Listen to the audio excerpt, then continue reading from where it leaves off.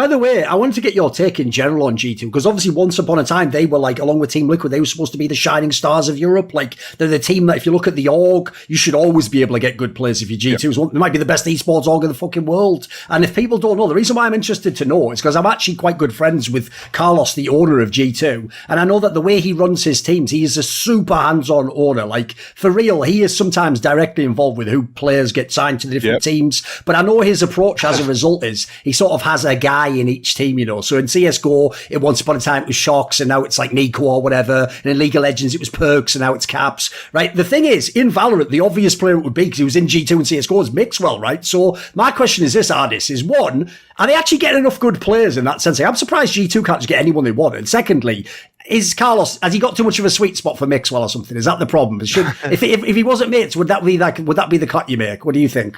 I think they cut him already, so I feel like they can't be that close. Like, I mean, I think that was the case in the past, but I feel like Mixwell's not the. I think the problem is where, like you say, where Carlos puts so much weight on one player, like Perks or something. It doesn't go well. That's the person you're looking at. Like, so, like, let's say the league, like, obviously, you know, the League of Legends team's doing really good. Let's say they weren't doing really good, and they started bombing out. Then Perks is saying, let's kick Wonder, let's kick this guy, let's kick that guy.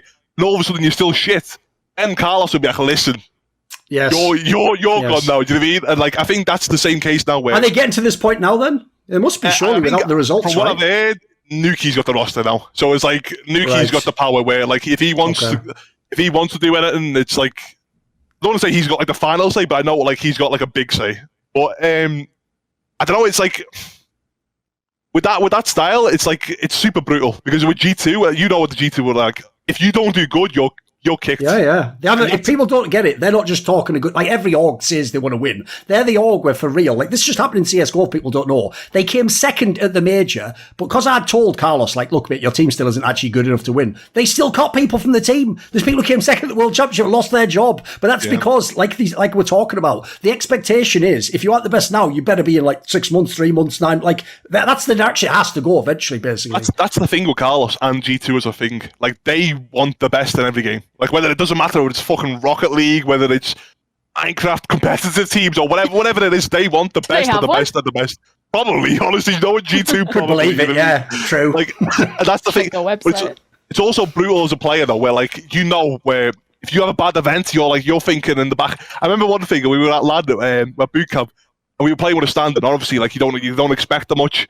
No. I was like, yeah, obviously don't listen, boys. Don't expect that. I don't expect that. It just you trying to put the pressure off. You know what I mean? Like obviously, like, oh, don't worry. Like if everything goes well, it goes well. If it goes bad, it goes bad. All of a sudden, like in my head, I knew I was like, he's chatting absolute whammy. You know what I mean? At the end of the day, it was like, boom, someone's gone instantly. As soon as we lost it, I was like, okay. As a player, though, you've got to realise that, though. I like this, and the thing is, I know it's G2 as well. I think G2 are a little bit more ruthless than other Tier 1 Ogs. It's all Tier 1 Ogs.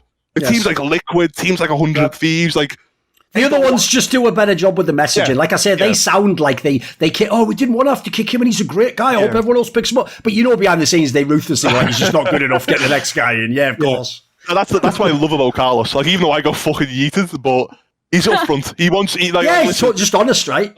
Like he'll just Carlos go, listen. never lies about it. I think that's one thing. Is like he's very happy to own the fact that that's how he does things. Which is like, all right, well, he's not trying to conceal it. I mean, they also meme about it, like oh yeah, we'll just kick Nico, true. Like, and it's like, like even if it's like be a half truth, you're like, oh, like, you know, like that's. It's a bit wild still, though. Yeah, there's definitely a grain of truth to it, which is what makes it wild. Yeah, they'll just say like, oh, this guy's been underperforming, like, and then they meme about it. The Twitter team do it as well. Like, they've got like the social team, like that's like the good and bad thing about G2. Because imagine you're a player like who doesn't have a strong mental, and then all of a sudden you went double neg. And you load up Twitter and your own organisation's going, yeah, at least we got fucking going 0-9, you know what I mean? Like it's I think you have to have a certain mindset for it. And the genius that they've got, if you think about it, is they know that nowadays the other social media team is going to flame you anyway. So it's like they may as well get the engagement off their own players being flamed. It's actually like low-key genius if you can get the players to agree to it. I mean, I don't think the players can agree. I think you just have to. Yeah, you just have to put it with their contracts. Exactly. Want to see more cool, funny, interesting clips based on topics from my content? Well, subscribe to this channel then, or, be a pleb and don't.